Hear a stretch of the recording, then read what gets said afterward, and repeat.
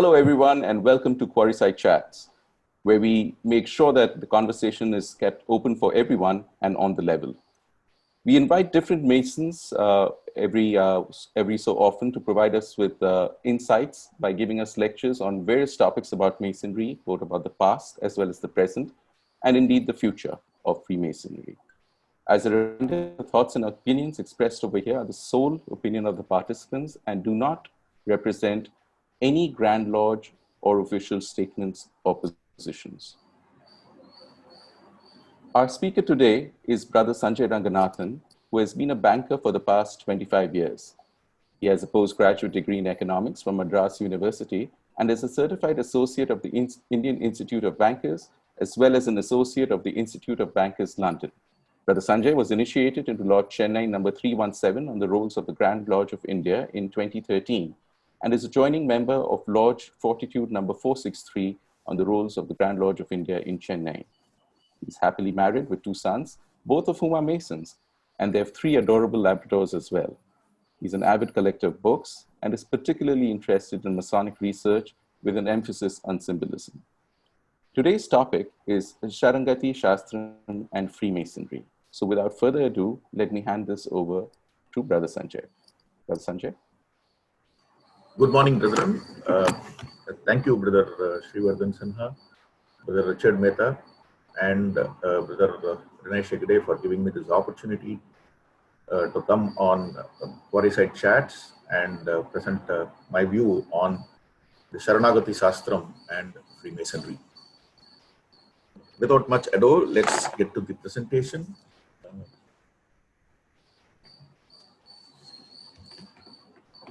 Sharanagati or Prapatti, the Sanskrit meaning for surrender in the devotional school of Hindu denominations, known as Vaishnavism, is the process of total surrender to God, Lord Vishnu and his consort Lakshmi. The process of such a surrender forms the basis of devotion to Godhead in the Bhakti traditions within the Sampradaya, that is the Vaishnava Sampradaya, propagated by Ramanujacharya, who was considered that surrender to Vishnu to be the highest, if not the only goal or aim in life. Over many centuries, the process of such surrender had rendered this to be the ultimate aim of every living creature. The Acharya says in his treatise of Srimad Bhagavatam that such surrender will entail the living creature to reach his abode and never to return back to this mortal life. This process is called moksha or mukti, or total salvation from all bondage. Next slide, please. The craft masonry of the 3rd degrees in the Holy Royal Ark chapter espouses this view of death, resurrection, and spiritual exaltation, and has many instances where these tenets and these processes merge well together. The prayer by the chaplain and the working tools of the master mason amplify the same, which I'm sure all of you are aware of. The concept of surrender is not just restricted to Hinduism or Vaishnavism in particular, but it has found place in other religions as well. I quote from the Holy Bible, Matthew chapter 6, verse 9 to 13.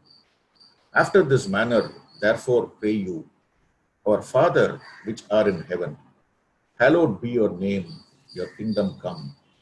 Your will be done in earth as it is in heaven.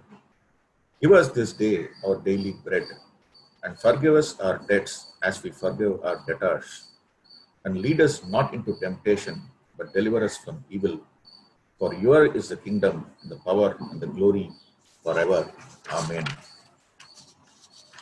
In the Holy Quran Sharif, surrender to God is expressed as Shahada and is considered to be the first of the 5 pillars of Islam.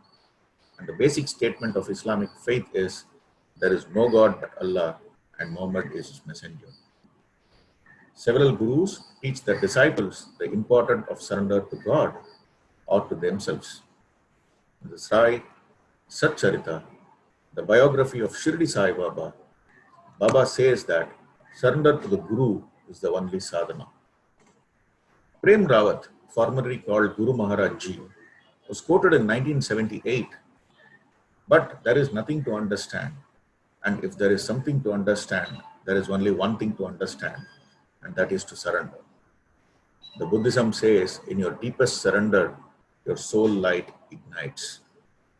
The Granth Sahib says, Javad Aap, Javad Teri Daat, which translated into English means, by a devoted Sikh attracts the wholesale grace and the blessing of Sadguru. Almost in all religions and faiths, they espouse surrender as the ultimate act of the human being. The act of surrender to a guru is considered to be more important than surrendering to God, as this is what most religions talk about. Sant Kabir also espoused this in his Doha, Guru Govind Dovu Kade, Kake Lagum Pai, Balihari Guru Apne, Govind Diyo Batai. The process of surrender as listed in Sri Vaishnavism can be pointed out as this. The form ritual of Sharanagati is Vedic and Puranic scriptural tradition backed by a ritual called Pancha Samskara, or the 5 impressions. This is also known by the term Samashrayanam. This has been established by Sri Ramanujacharya while convening the 74 mutts and appointing the heads. The descendant of these mutts, who take the chair of the Acharya for the good of his disciples, performs the ritual of Pancha Samskara as per the laid down procedures of the Agama Shastras. On the right, you see the picture of Sri Ramanujacharya, and the temple on the extreme right corner, you see the temple at Sriperumbudur, and in the middle, you see the Udayavar. He is called Udayavar. Ramanujacharya was called Udayavar, and that is the sanctum sanctorum of Sri Ramanujacharya in Srirangam. Next slide, please. The relation now between Sharanagati Sastram and Freemasonry. For the sake of simple understanding, I have put it in the form of a tabular form. The first impression in the term is called Dasa, or servant of the Lord, at the initiation of the ritual. In the operative masonry, the first 7 years which the indented apprentice spends in a craft to learn the rituals is supposed to work in his master's house as his servant. And the reward for his labor though material is being advanced to being a fellow of the craft. The second impression is called the Pundra Samaskara, which says the Tirman, or the tikka on the forehead, and 12 other parts of the body, which signifies that they belong to Vishnu, the Guru, by the Guru. The obligation undertaken by the candidate upon his entrance into the lodge will fit this description. The third impression is a special branding on the shoulders with the conch and chakra of Vishnu by the Guru. It's called Thapa Samskara. This can be equated in Freemasonry to the investing of the apron, without which he will not be identified as such. The fourth impression is the learning to do the archana, or the puja, or the rituals for the worship of Vishnu, called the Yajna Samskara. This is very much akin to the rituals done in our lodges. And the final one is learning the 3 special mantras to revere and propitiate Vishnu by the Guru, called Mantra Samskara. Signs, tokens, and words form the 3 that are communicated by the worshipful master. In essence, Freemasonry can be equated with the Pancha Samskara by the 5 points of fellowship, or 5 perfect points of entrance that include petitioning, admission, interrogation, obligation, and entrustment. Let us briefly understand each of these samskaras. The first of the samskara deals with one becoming a servant of the Lord and taking the name of Dasa in addition to being called by our own name. So if I am known as Sanjay Ranganathan, I become known as Sanjay Ranganatha Dasa. Dasyatvam, or being a servant, is not being a slave to the Lord. He helps, attains his divine grace. Likewise, in Freemasonry, once initiated, the candidate takes the prefix of a brother to one and all, and despite whatever heights he might reach in Freemasonry, he is always referred as brother amongst everybody. The word brother apparently is derived from the Scottish word brither, which means men bound to each other under a common oath. The second samskara is called the PUNDRA samskara, and it is applying the sacred symbol on the forehead and 12 other places of the body. Thus, the world knows that you are a Sri Vaishnava. In Freemasonry, he is now known by the symbols of the craft he displays. And as William Wilshire says, I quote, "The inner forces of his soul have begun to organize and manifest themselves in his thoughts, conduct, and his speech and his person. And this spiritual change in him is easily perceptible." How do you know a Mason by the day? Question asked to the EA, and the cryptic answer is by seeing him and observing the sign. But the sign observed is not the salute or any formal gesture, but the perceptible radiance of new life from within. And who can observe it? Only true Masons who display it in themselves can observe this in others. Unquote. The third is the Tapa Samskara, which is the application of the conch and the chakra on the shoulders of the initiate. You can see that in the image right below. This is normally made of brass or silver with a wooden handle, and this is heated on a coal, and then it is branded on the right and left shoulder of the Vaishnava who goes for such initiation. During the process, proceed to brand the shoulders of the initiate, heated emblems or insignias of Vishnu, the conch and the chakra. As the emblem burns into the skin, it leaves a mark of the same on the body, never to be obliterated unless destroyed by fire when the flesh is burnt at journey's end. This mark is a warning to the god of death and his messengers that they are not to touch the soul, as this belongs to Vishnu. It is said that while Krishna used to leave the palace Dwarka and move on his works or travels outside, the Dwarapalakas, who are the guardians of the doors, they used to ask him what to do with visitors who come here. And his response was, Amudritaha vrashtavyaha, namudritaha navrashtavyaha. That is, those who have this branding on their shoulders, permit them to enter freely. And those who did not have them, ask them to wait in an antechamber on a room, checked to find out what is their need. And after that, if need be, we will permit them to enter into the city. Is this not what we also do in Freemasonry?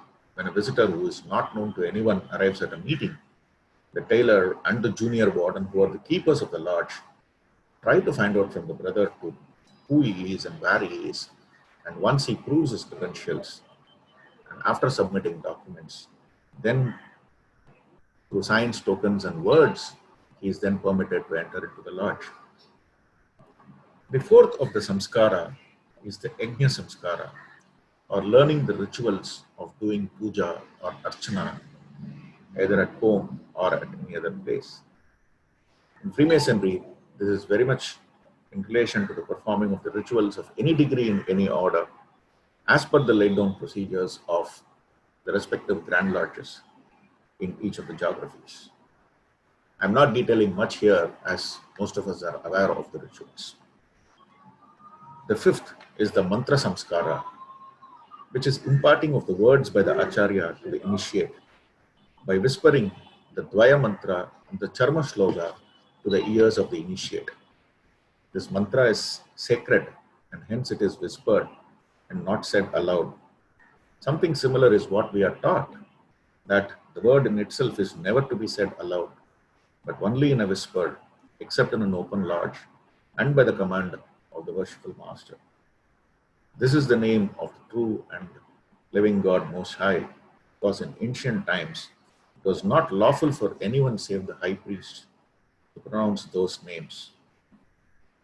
Ramanujacharya the most considerate and compassionate human being born on this earth, after receiving the word from his guru, Thirukkoshtiur Namboodir, climbed the flagpole of that temple and called every human being and recited these words aloud, saying that chanting this mantra will lead all human souls from bondage and ascend to his mansions. His guru was livid and so pronounced a curse that though Ramanujacharya will be able to show directions to all those who approach him towards the Lord, he himself will never be able to attain moksha or mukti. This example shows that we have to be particularly careful while communicating this word. Though Ramanujacharya attained moksha is another story in itself. Historians of the Hiramic legend believe that Hiram ABIFF had inadvertently uttered the master's word while paying his obeisance to the Most High and realized it a bit late that his utterings were picked up by another. Historians also believe that this carelessness on his part could have been the reason for his untimely demise before the temple was completed. Sri Alavandar or Yamunacharya, who was one of the gurus of Ramanuja and the head of the Srirangam Mutt, wrote in his Stotratnam the following shloka, the aspects of Sharanagati or surrender. Na dharma nishtosmi, na cha atmavedi, na bhaktiman stvat charanara vinde, akinchana ananyogati sharanyam, tat padamulam sharanam prabhadye. Translated, it says, O Lord, I do not know dharma, I do not have jnana, I have neither bhakti in your divine feet. All I have is, I am akinchan, that is one who has nothing in his hands, and ananyagati, one who is totally dependent on you as I have no other place to go, and hence I am surrendering my soul at your lotus feet. In the Bhagavad Gita, Sri Krishna explains Sharanagati to Arjuna in detail, after explaining in detail the Karma Yoga, Jnana Yoga, and the Bhakti Yogas. It is said that the Bhagavad Gita is the essence of all the Vedas, Upanishads, and the Puranas.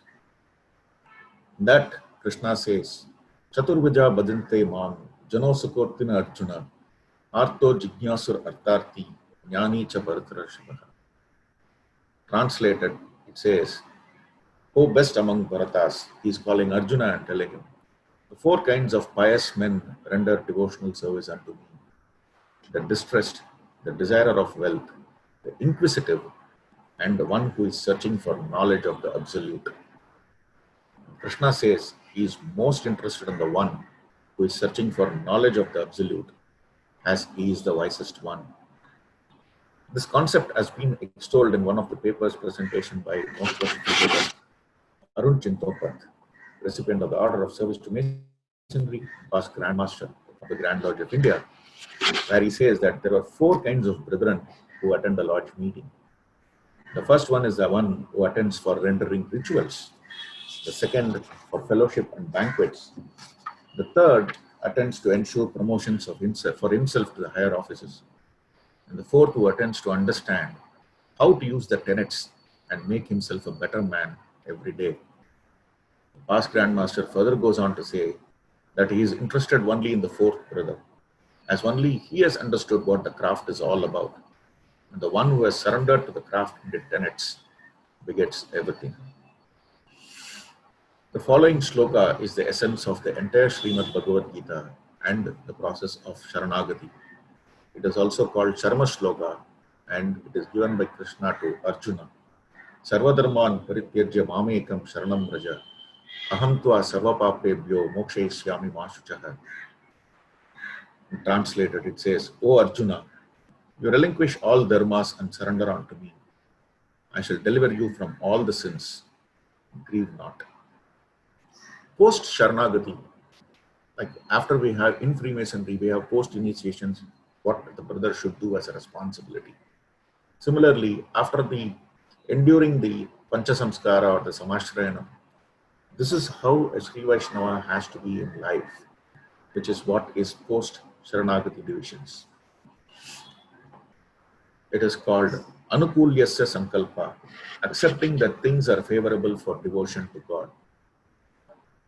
In Freemasonry, you can see that never mentioning God's name but with that awe and reverence, by imploring his aid in all your lawful undertakings, and by looking up to him in every emergency for comfort and support. The second one is Pratakulyasya Varjanam, rejecting those things that are ours to the surrender of God.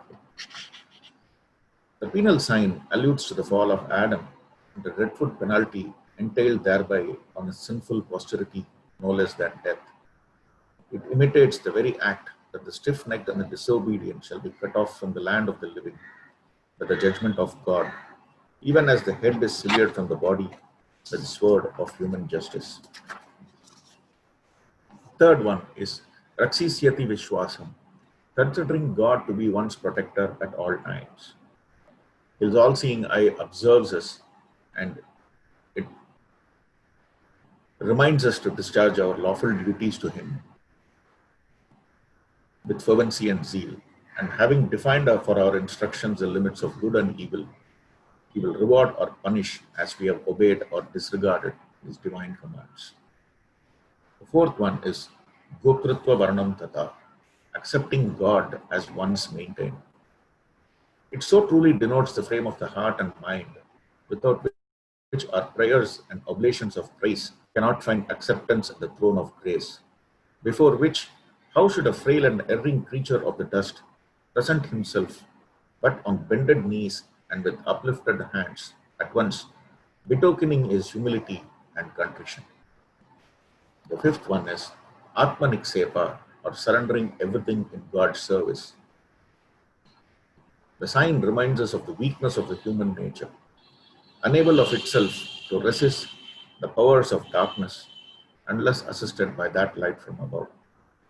By this defenseless posture, we acknowledge our whole frailty and confess that we can do no manner of good or acceptable service but through him from whom all good counsels and just works do proceed, and without whose divine and special favor we must ever have remained unprofitable servants in his sight. The last one is Karpanyam, creating a humble attitude. Above all, it taught you to bend with that humility and resignation to the will of the great architect of the universe. The fact that the obligation is always taken being knelt down is symbolified as humility. The manner of our holy ancestors, the atoning priests, by this onward form of faith and dependence, we show that we would prostrate ourselves with our faces to the dust. Thus, we must throw ourselves at the mercy of the divine creator and judge. Finally, to quote William Wilshurst, the spiritual guardians of primitive man, then one must attribute the communication of that universal science of rebuilding the fallen temple of humanity, of which science we now surprisingly find traces in every race and religion of the world. To this source, we must credit the distribution in every land and among every people of the same or equivalent symbols, practices, and doctrines, and modified only locally and in accordance with the intelligence of particular peoples, yet all manifesting a common root and purpose. Quote, wow. In a nutshell, Sharanagati has these 5 elements which can be summed up as under acknowledging one's helplessness, determination not to err again, vowing to follow the rules, unshakable faith that the Lord is the sole refuge, and seeking the Lord as a protector. And thank you, my brethren. This completes the presentation, and these are the references which helped me in writing this paper. Thank you for your patient listening. Thank you so much, Brother Sanjay, for that presentation. It was really insightful. I love the way that you drew that parallel between the concept of Sharanagati and Masonry and the basic principles, if you will, sort of cut across almost all the major religions, at least. And you covered that very beautifully, the concept of, surrendering oneself in service. That's very, very Masonic in its theme as well.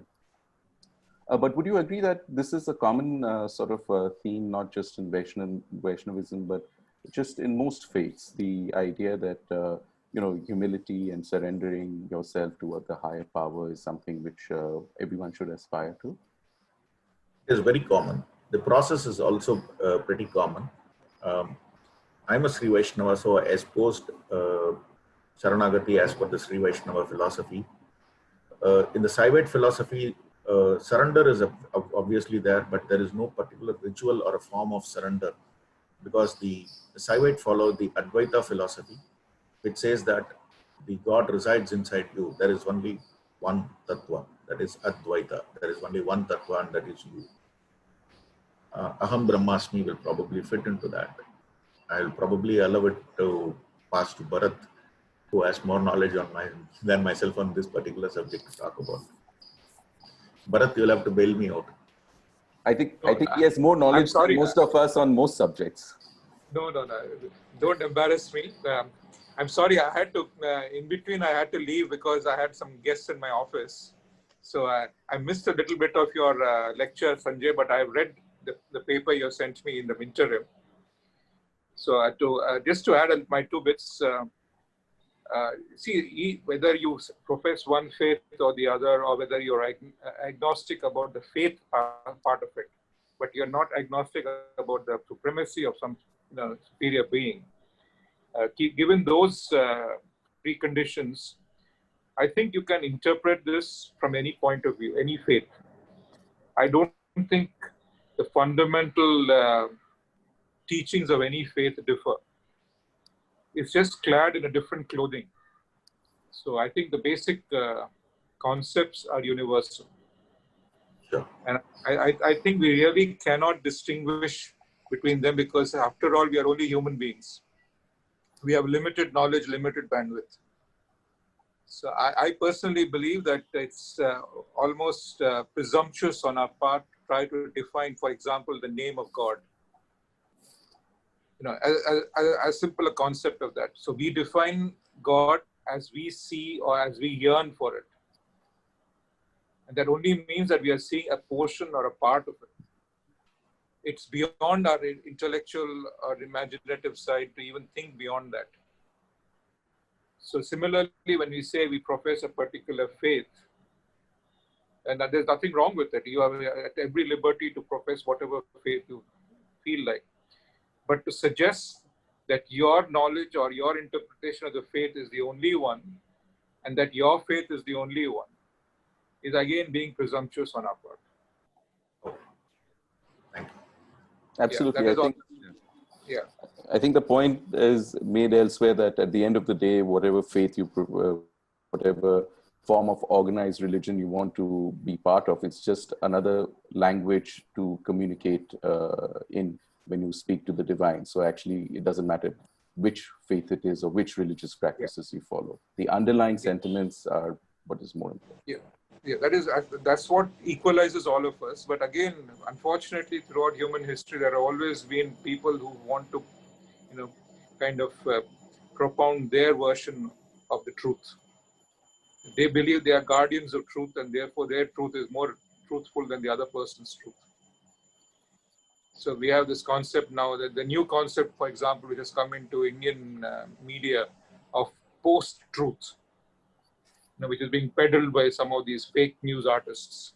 I don't even want to demean this organization by mentioning unmentionables. But the point here is, our truth may not necessarily be the entire truth. I'm not saying our truth is not the truth, but it's not the entire truth. It could be a portion of the truth. So I think we must be humble enough to realize that, and be charitable towards other people who have a different interpretation. In other words, we can agree to disagree politely. Yes, that is always the challenge, isn't it? In any aspect. I mean, talking of the divine, or indeed about current affairs, as you quite rightly pointed out, Brother Bharat, that facts and truth are always subjective. They are always viewed through a lens, and all of us are biased to that extent by our own ideologies and our perspectives. And whether it's the far left or the far right, fake news is certainly an issue in current affairs. but then it can also be an issue when we are looking at the truth in divinity, and it behooves us all to step away from that and not, as you quite rightly point out, ascribe any primacy to one point of view or the other. Absolutely. Also, it cannot. Also, sorry. Yes, please go ahead. Sorry. Also, it cannot be understood from just a singular perspective because each person has their own journey. So, as we say, the journey of the soul, the dark journey of soul, the long night that we walk. Each one chooses their own journey, chooses their own ideology, chooses their own way. I mean, it's a very personal thing more than anything else. You can't step into someone's personal life because if somebody believes in something, they may not completely believe. They may believe part of it, they may believe parts of different things. So, I mean, that is how we discover our realities and that around us and how we try to stimulate. You say we can't say the name of God because God cannot be understood. It's far above our concept of reality, but we can try in some way to emphasize it in some form, right? And that is our pathway. That would be, I think that is the human condition in a way. Yeah. Another way of looking at it is, if you remember Kurosawa's movie Rashomon. I don't know how many of you have seen that. The whole movie is about a particular event which happens, and the event is watched by different people. Yeah. So the whole movie is about what each person saw and what he thought he saw. So there's, the actual happenings are only defined happenings. Sorry. But the perception and what somebody else viewed it spread across the entire spectrum of possibilities. So I think that's a great lesson for us to learn in terms of, what we perceive and what we understand may not be entirely wrong, but it's certainly not entirely, complete.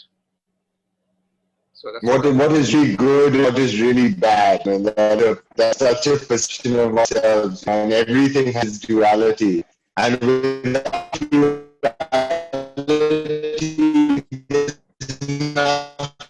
Sorry, Brother Richard, your voice is getting a little distorted. I think there's a bandwidth issue.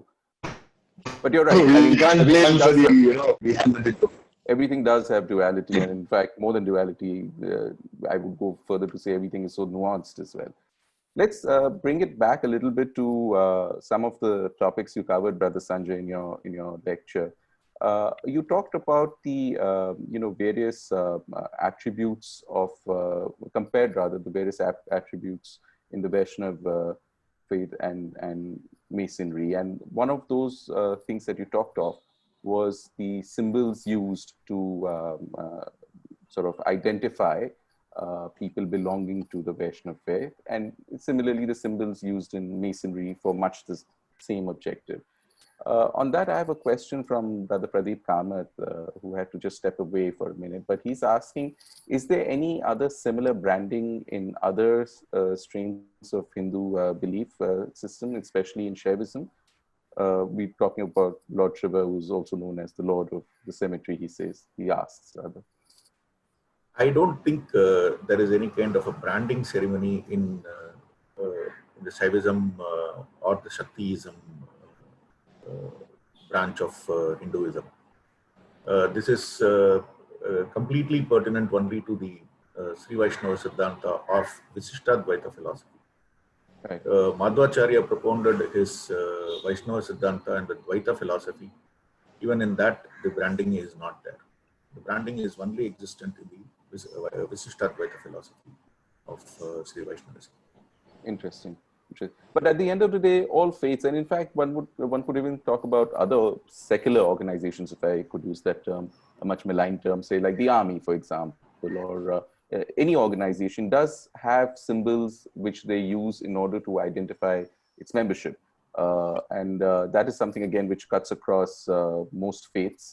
There's some visible, usually more often than not, some visible attribute which can identify somebody as being a member of a faith. And Masonry, of course, also like other organizations, whether religious or non-religious, also has something very similar, as you quite rightly pointed out. A simple example would be schools. each school has got a different set of uniform. Why do you have different set of uniforms for different schools? It is to identify that this kid belongs to this particular school. So the branding which Sri Vaishnava puts in his forehead, the Thiruman or the Tikka which he puts on his forehead and 12 of the portions of his body, the branding on the shoulders of him which he has. This is to determine that he is belonging to this particular sect and he has surrendered himself to the Lord. The process of Pancha Samskara or the Samashranam is not done to all. It only when you go and seek for it to be done. There are different stages of a life in the Hinduism. I think Bharat also exposed it in his philosophy of Indian philosophy and Masonry paper. So you have the Balya Kanda, which is up to 7 years of age. Then you have the Brahmacharya. Then you have the Grihastha Ashrama, Vanaprastha, and then the Sannyasa. So the branding happens only after you become a Grihastha. That is only after your marriage, you go with your wife and then you get yourself into the Pancha Samskara. Many people get this done today more out of, the fact is that once you do that, you are supposed to follow what is written in the scriptures and in the process diligently. If one has to see that, you have to do it very, very diligently. The fact is that many of us still are yet to come to that stage of practicing all the virtues that has been laid out. We still have a long way to go. The beginning starts with the Pancha Samskara. Sanjay, just a quick question on trying to understand what exactly made you think about trying to equate it with Vaishnavism right now. As in, I wanted to understand the psyche of like that first initial thought which you had on why should I write a paper about these things? Okay, I think I'll have to credit it to the one and only BVE who is present here. And I think if you look at, I've been reading Bharat's paper for the last about 2.5, 3 years, because then it was only about 3 years back when I got to know him. And I've been reading many of his writings and his presentations or his papers which come. I've been asking him to share a lot more, and I think it will slowly start happening. If you look at his papers, there is always there is something in his paper which will kindle that curiosity in you to dig deeper. He doesn't offer you a direct ready-made coat suit for you. He offers you a huge platter in which there are a lot of options for you to cut your own coat and design it to your things. And he will always leave you with that lingering thought that there is still some more, probably we need to dig deeper to find out more on that. I think the first trigger was that in 2018 when he asked a couple of questions which triggered off at the journey into reading, and then into, I think it was Govind Welling who pushed me to write. And initially some of my papers which I wrote, I used to send it to Govind and he used to edit it, and then he used to correct it, and then he used to tell me to make certain changes and then submit it. So there was always this thought that I was writing more about Freemasonry. I wanted to see, in fact, the topic for this came out as a result of an inspiration from my wife, who questioned me as to what is it that you don't have in Vaishnavism which you have in Freemasonry, that you're running behind it. So I think that was the trigger more to find out if there were connected parallels to it. And yes, there are connected parallels to it. And in fact, there is another book called Thirumandiram, which is written by a Tamil scholar called Tamil Siddhar called Tirumular. It's got about 3,000 verses where he talks about how the human has to live. So I've taken this as a challenge to write something about Tirumular and its connection to Freemasonry. One of our brethren who is in Lord Justitia, Brother Arivanidhi, is an exponent, is an expert on this particular aspect. And I'm using his good services to connect and try to find a connection between Freemasonry and Tirumular. obviously all these are interconnected because no man is an island entire of himself. Everybody is part of the main, part of the whole, as what John Donne said about 370 years back. So our Freemasonry is also probably born out of these traditions and from these cultures. So somewhere there is a connection to each one. Somewhere we have to dig deeper to find these connections and present it. I think I like that the way the question actually came from your wife on what exactly is it that you do not find it in the culture which you are following to something which you just recently found. And the way you have been able to draw that parallel with respect to Vaishnavism as well as the intricate details about Freemasonry. And yes, as you mentioned, we have heard a lot of papers, we have read certain papers wherein they try to draw parallels on how Freemasonry was like basically how many of those older traditions, older rituals, older thoughts, this ancient wisdom which we call about, which basically comes from India, Egypt, to the Far East, all these things have kind of become a mixture with the same essence, at least the same essence. And that's how today's world has Freemasonry in front of them. So what would you say? Let's say, for example, a person who's a devote of any religion, doesn't matter, who's really a devote, and who comes and stands in front of you and says, why do you think I should actually join Freemasonry? Which I do not get it, like as you mentioned, which you do not get, which I do not get it in my own way of living. Let it be as part of my own alumni group in my college, or let it be a part of like a youth association, something. What is it that Freemasonry can give us? I'm still searching for answers. This question you should have directed to Bharat. I think he is the best person to answer this question. Thanks. I think Shri, if you don't mind. He wants to answer. Bharat wants to answer this. No, not the question of answering. I just wanted to disabuse you and all the others that I'm some kind of, source of all knowledge. I am not. I am also a seeker, just like you. But maybe I've been seeking it a little longer than you because probably I joined Masonry a bit earlier than you. But the journey is far from complete. And every day is a process of discovery. In fact, as we speak, I'm now writing my paper on next week's RAM Lodge of Instructions. So I was just putting my thoughts together, and I just realized how obscure the degree is, because whatever information I have and whatever sources I have, they are quite barren. So it struck me that was quite appropriate for my status in Masonry. Still searching. It's not over. That's all I wanted to do. Yeah. This one statement from you, Bharat, has got Rinesh and Pradeep Kamath licking their fingers literally. But actually, as a matter of fact, Sanjay, I always used to think the EA degree, which we always talk about, is entered apprentice. For me, it was always in my mind, it's eternal apprentice. We are always going to be an apprentice in this field of trying to ensure that we keep on assimilating this knowledge, trying to understand, try to draw parallels to the way we live in our life. All those things actually matter. True. In fact, when I got initiated, it took me 6 months to become a fellow craft. And there was no other initiate after I got initiated. So they were all backlogs and they were cleared. So every time I used to attend the meeting, put up my hand for the passing of the minutes, and then I would have promptly be told that, brother, will you please wait outside. At some point, I started asking them, am I the outstanding Mason? In fact. So they said, you will get your time, enjoy these escapades as and when you can, because once you become a master Mason, you will be sitting inside. How true. Absolutely. And to come back to the larger question of, being a seeker, being a traveler, I think we all are. But I suppose what sets Masonry apart is that we talked about earlier, and Brother Sanjay, you talked also about the universality of the message across various faiths, all the major faiths, in fact.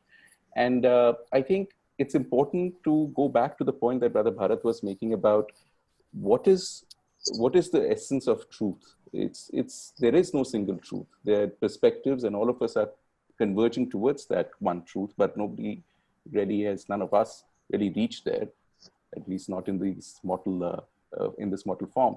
And what Freemasonry does is perhaps on this one aspect provides you with a community of individuals who may be coming from different faiths or different practices, maybe agnostic to a faith, but very much a believer in a supreme being. And it allows you to sort of go on a journey with a different set of individuals, not just those who belong entirely to your faith or your worldview. And that, I think, is very important, to be able to be humble enough to understand that there are different ways of reaching that same goal. And it's always more helpful to be on that journey with people who can share different perspectives with you. Perhaps that is also something which Masonry sort of provides all of us. Very true. Very true. Brother Sanjay, I have a question.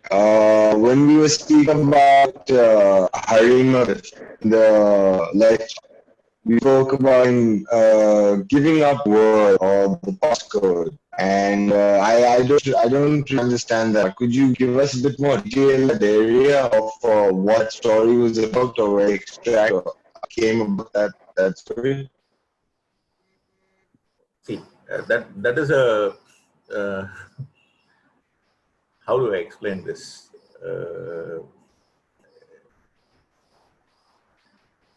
Are you a member of the Cryptic Degrees? Yes, no, he's not. Sanjay, keep in mind there'll be viewers who would not perhaps be members of Masonry itself. Richard, we will talk separately on this. Okay. But I think it was an interesting point that you did, and I think that's what Brother. It was more of an historian comment on that. That probably I really don't know whether he uttered it aloud or not. It was probably a historical comment. One of the historians who had researched about him had written that, and as a result, it fits in with what the Ramanujacharya did when he climbed up and he announced it to the whole world. So it fitted in that how guarded you have to be. But how would that relate to degrees itself? Because in degree, third degree, the we don't hear of the degrees, you know. It's the. I think the point he was making was that just as in that Vaishnav tradition, the secrets or the rituals were passed on by word of mouth. The same also happens in the Masonic degrees, where the teachings or the allegories are passed on in secrecy, if you will, to members of the craft. And that is also, I think, Brother Sanjay, if you could speak to that important point that Brother Richard raised on, passing on wisdom or secrets, if you will. Very often, I think many of us start to take things very literally, whether it is the rituals in the craft or indeed what is written in various scriptures, be it, the Gita or the Quran or the Bible, Guru Granth Sahib. And that's where perhaps we lose sight of the fact that all of these teachings and writings are actually there to provide us with some lessons to improve our understanding using stories and allegories and analogies. And they're not to be taken literally all the time. But one should focus more perhaps on the meaning behind that story and the symbolism which is contained in those stories. Would that be a fair point to make? Yeah, very correct. You're very correct. Brother Sanjay, there is one point which I wanted to, and I'm actually talking it from the perspective of a person who is listening about Freemasonry, might be for the first time, or are the ones who have joined recently. As you mentioned that when it came to Sri Ramanujam, when he actually came to know of the mantra, or the main mantra of which actually should have helped him, that time he went ahead, like climbed up the flagpole or the staff and actually kind of said it to aloud. Critics would actually come up and say, why not? Why not actually have everybody know about it? What would you think that why is it that his guru actually did not like that fact? I know, see, from the Freemasonry perspective, we have an answer, but I'm actually trying to understand it from that perspective. Imagine having that mantra, which can actually help us come out of this whole bondage. Okay. See, the reason why Ramanujacharya is called Jagatacharya is, and I also, when mentioning about him, I said, most benevolent and proficient of all. he was always interested, even as a young boy who grew up in a village, he was always interested in inclusivity. Today we talk about financial inclusion, getting villagers to have accounts and bank accounts and things like that. So 1,000 years back, when tradition demanded that each varnam has to do only that particular task that has been allotted to them by the scriptures. Like I said, the Kshatriyas were to protect, to rule and protect. The Brahmanas were to seek for the Vedas, do the pujas, archanas at temples and things like that. They were to take care of that. The Vaishyas were to do the business, and the rest of the people to support the other three in their activities. So there was a clear demarcation that the temple was out of bounds for people of lesser strata of the society who were probably not into the varnashrama of Brahmanas or Kshatriyas or so on. Ramanujacharya wanted to remove this divide that divides people on the basis of caste or creed or religion. And he wanted to have an inclusive society where everybody comes, because everybody, he said, is God's children. I think Gandhiji also said that we are all Harijans. Today the word has got corrupted to something else, but we are all Harijans. Hari is God Hari. So we are all God's children is what he said. And that is the reason why he wanted this knowledge to go to everybody, because he was fortunate enough to be born into such a family to go and get it from his particular guru. But he wanted this not to be with him, but he wanted the world to share it so that everybody can rejoice and everybody can go on and become one with the Lord, or attain that immortal mansions where return is not possible at all. Once you reach there, you stay there and stay there forever and ever. In fact, he was called, that place is called Vaikuntham, and he was called Vaikunta Margadarsi. That is, a person who can show the path to Vaikuntham or never return land. In fact, when this was done, so somebody explained it saying that if Ramanuja pointed a hand at any direction and said, this is the place path to go to Vaikuntham, a man can safely go because Vaikuntham will be definitely on that side. An interesting explanation was given by Kanchi Paramacharya, the Swami Chandrasekharendra Saraswati. He said he is not Vaikunta Margadarasi. He just made a play of the words in Sanskrit and he said Vaikunta Margadai. In the sense, he explained saying that Ramanuja does not have to show his hand and say, this is Vaikunta, you go. Whichever direction Ramanuja shows his hand, Vaikuntham will come and stand there and receive that person. So that is the degree of respect that was given to Ramanujacharya, mainly because he was the first one over a couple of 1,000 years who brought all people so that everybody can go on and enjoy the relationship with God and be in oneness with God. That is the reason why he climbed up and he shared the secrets with everybody.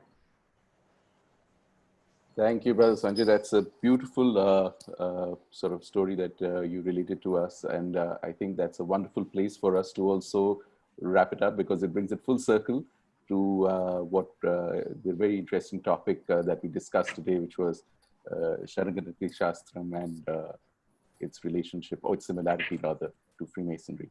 I thank you all, and I thank you all the brethren who took time off to participate in today's panel discussion. And most of all, we thank you, Brother Sanjay, for that lovely exposition. Thank you all. Thank you, brother. Thank you, brother. To all those who joined us today, and hope that you found something special and informative during the show. We look forward to your opinions and views in the comments section below, and also on our social media, the links to which are in the description. So please join us again next week, solely of the participants, and do not represent any, including those of any Grand Lodge or constituents thereof. Best efforts have been made to keep the conversation on the level for brethren and non-Masons alike. Please hit that subscribe button and the bell icon for being notified of the latest from us. And while you're at it, give us a thumbs up like at the same Masonic time and same Masonic place. Best wishes from the QSC team for a magical week ahead. So let's part on the square. Stay tuned for more, folks.